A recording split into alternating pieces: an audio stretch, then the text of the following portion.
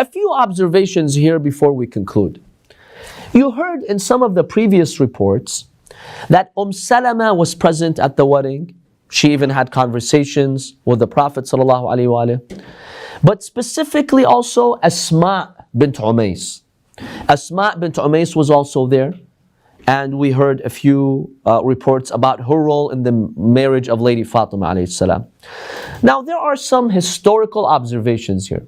Asma bint Umays, who was the wife of Ja'far ibn Abi Talib, Ja'far al-Tayyar, at the time she was in Habasha, because Ja'far migrated to Abyssinia from Mecca. When did he relocate to Medina, or when did he migrate to Medina? In the year 6 or 7, at the Battle of Khaybar.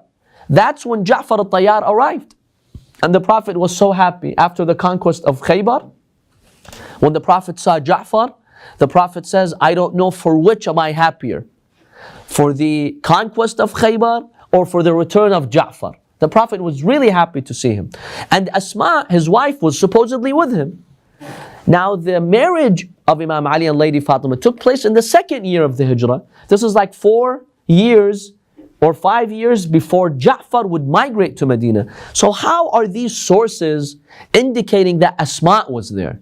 It doesn't fit historically, her presence doesn't fit there in Medina. So how do we respond to that? Our scholars have given a number of responses. One response is that this Asma who was present there wasn't actually Asma bint Umays. This was Asma bint Yazid al-Ansariya. Asma bint Yazid was a prominent woman in Medina. She was one of the Ansar. And she is the one who was involved in the marriage of Lady Fatima alayhi salam. Now, because Asma bint Umays is so famous, it seems later historians, when they were documenting these hadiths, they looked at the word Asma. Asma was in the marriage. They automatically assumed which Asma? Asma bint Umays, because she was the famous Asma. Whereas the real Asma who was there was Asma bint Yazid, not Asma bint Umays. So it seems that this is a mistake some historians made when they were documenting this hadith. Now, who is this Asma bint Yazid? Asma bint Yazid was actually a very brave woman who was outspoken, and she played an important role in Medina. She was called a speaker of the women because she was eloquent, she would speak, she would ask many questions from the Prophet ﷺ. She educated a lot of women. So she was a prominent figure in Medina, but she wasn't as famous as Asma bint Umays. To capture a very interesting conversation that happened between her and the Prophet, once she came and she saw the Prophet in the presence of his companions. She told him, Ya Rasulullah, I have like an objection here. The Prophet said, what? She's like, you men, you get to go to jihad. You do many community activities like Salat al-Jama'ah and Jum'ah. We women, sometimes we don't have the tawfiq of coming for Salat al-Jum'ah or Jama'ah, either because our homes are far, it's difficult for us to come. You men, you can go to the Hajj. Even if you've done the wajib Hajj, you can go. We women, it's difficult for us to travel. And we serve you men in the homes. We are the ones who raise your children. When you go travel, we protect your money, belongings, and we raise the children. So she says to the Prophet, Ya Rasulullah, men get all this thawab and ajr for going to jihad, for going to Hajj, for Salat al-Jum'ah, for Salat al-Jama'ah, all of these things, they got the reward. We women, we're doing domestic jobs at home, and we want the same reward. The Prophet ﷺ looked at his companions, and he said, have you heard a woman speak so beautifully and say so many beautiful points about her religion? They're like, yeah, this is unexpected. You know, that's what she said is truly amazing.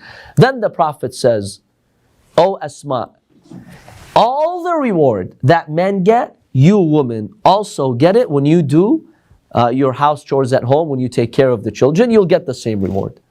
She became so happy she started hollering when she left the mosque of the Prophet sallallahu alaihi wasallam. So Asma bint Yazid was a prominent woman from the Ansar. She was a companion of the Prophet. In fact, she has narrated 81 hadiths from the Prophet sallallahu alaihi wasallam that have survived in Muslim books. So it seems that the Asma who was present there, and she was narrating a number of these incidents about the marriage of Lady Fatima alayhi salam, was Asma bint Yazid, not Asma bint Ubays, because she was in Habasha. That's one response scholars have given. How do you feel about this response? Does this seem valid? Do you have any objections to that? Yes, brother. She was in Medina, right? Yes, she lived in Medina. Before the Prophet migrated, she was a citizen of Medina. Okay, and she became a Muslim that first year. The first year of the Hijrah, she was a Muslim. So what about the Asma that was with Khadija when she said? Now we have another problem. What about the Asma who was with Khadija? Because this Asma was in Medina. So it's unlikely that she had this conversation with Lady Khadija. So let's go to the second response. The second response, we don't have any evidence for this, as in like historical accounts, but it's possible that Ja'far with his wife Asma, they made a short trip to Medina in the second year of the Hijrah from Habasha. Remember, Habasha wasn't that far. You just cross the Red Sea, you're in the Arabian Peninsula, and you go to Medina. It's not that far. So it's very likely that Ja'far al-Tayyar with his wife, they came to visit the Prophet to attend the marriage of Imam Ali alayhi salam. Remember, this was this wasn't an average. This was no ordinary marriage. This was a marriage arranged by Allah. So maybe Ja'far wanted to attend this event. So it's possible that he was there. In fact, one source states that Hamza was walking with the Prophet, Bilal was walking with the Prophet, Salman was walking with the Prophet for the wedding. One source even mentions Ja'far. Ja'far ibn Abi Talib was also there. So it's possible, even though we don't have evidence for this, but it's possible that he may have come from Habasha for a ziyarah, a trip, and then he went back to Abyssinia. Then he came back in the year 6 or 7. Yes, brother. I mean, it's not that hard to fathom, since Imam Ali is the younger brother of Ja'far, so why wouldn't he go to the wedding of his brother? It's very possible. This is the wedding of your younger brother, and he wants to meet the Prophet.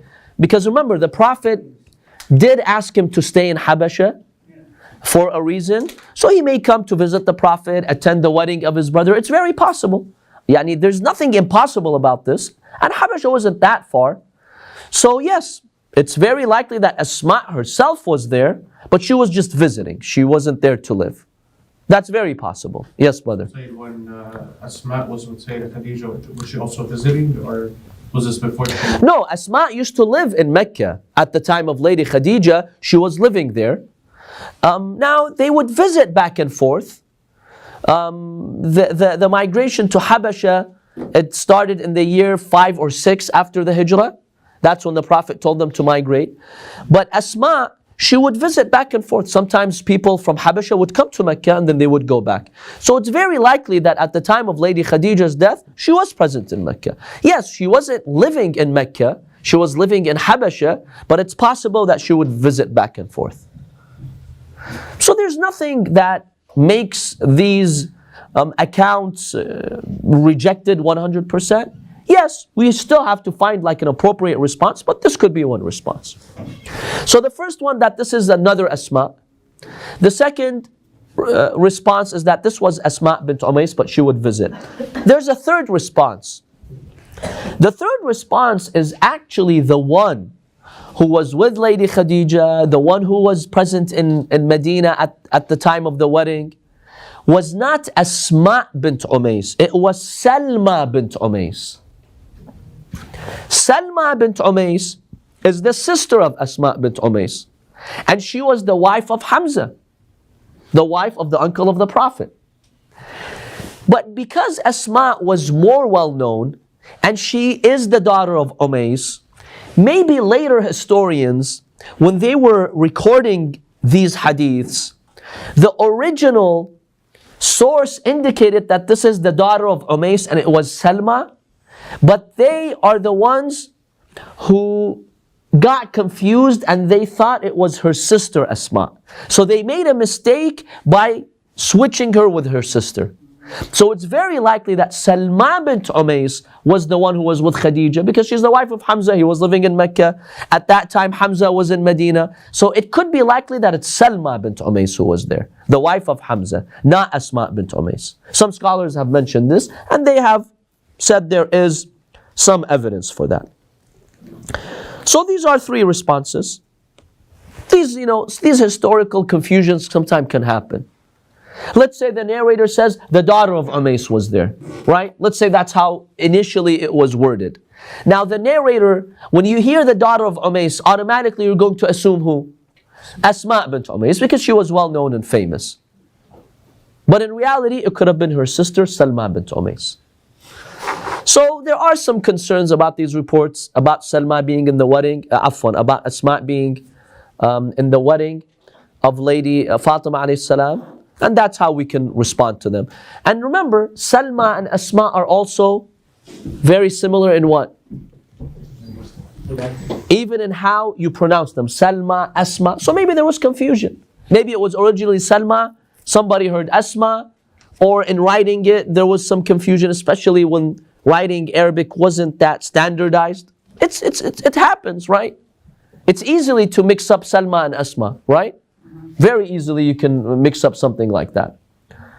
Because even if you look at how they're written, Salma, Asma, they look similar, right? If it's written in a way that's not that legible, you could easily confuse them. So this would be our response. The second observation here is Salama herself. The way that these ahadiths are talking about Salama, she was there, she would talk to the Prophet. It seems that she was his wife. Whereas many historical documents state, when did the Prophet marry Salama, as we shall see? After Uhud. After Uhud, her husband dies, then the Prophet ﷺ marries Salama. So it seems that at this time, Salama was not the wife of the Prophet. So how is she in the wedding of Imam Ali talking to the Prophet, and it looks like she's his wife? Something doesn't match over here. So there are a few responses over here. One response is that some historians have mentioned that actually Salama married the Prophet right after Badr, not after Uhud. If we take these accounts, that means the Prophet had married her maybe a month or two before the wedding of Imam Ali and Lady Fatima. So maybe she was his wife. That's one possibility that we can mention. Another possibility, maybe she wasn't his wife yet, but she was a respected woman. She would talk to the Prophet just like any other woman would, say things to the Prophet sallallahu alaihi wasallam. So we don't see anything fundamentally problematic about the presence of Salama in the wedding of Imam Ali alayhi salam and the exchanges that she had with the Prophet sallallahu alaihi wasallam. Now, by the way, Asma bint Yazid. Remember Asma bint Yazid? Who's Asma bint Yazid? Al-Ansariya, that woman. Her kunya, her title is Salama. It's possible that later historians thought this Salama is the wife of the Prophet. So maybe the ahadith that mention Salama being at the wedding, right, and having a role in the wedding of Imam Ali, maybe Salama was Asma bint Yazid herself. Her name was Asma bint Yazid, however, her title was Salama. And then later on, because Salama, the wife of the Prophet, is the famous Salama, that was confused. And people thought, that must have been the wife of the Prophet. Whereas Salama could be Asma bint Yazid. It's very possible. In any case, these are some attempts to make sense of some of these historical accounts. In the end, scholars don't reject them, but they just need to research who exactly was that Asma. We know there was an Asma there, but who is she? That's subject to debate. Salama, who is she? Was she the wife of the Prophet? Was she someone else? That's also subject to debate.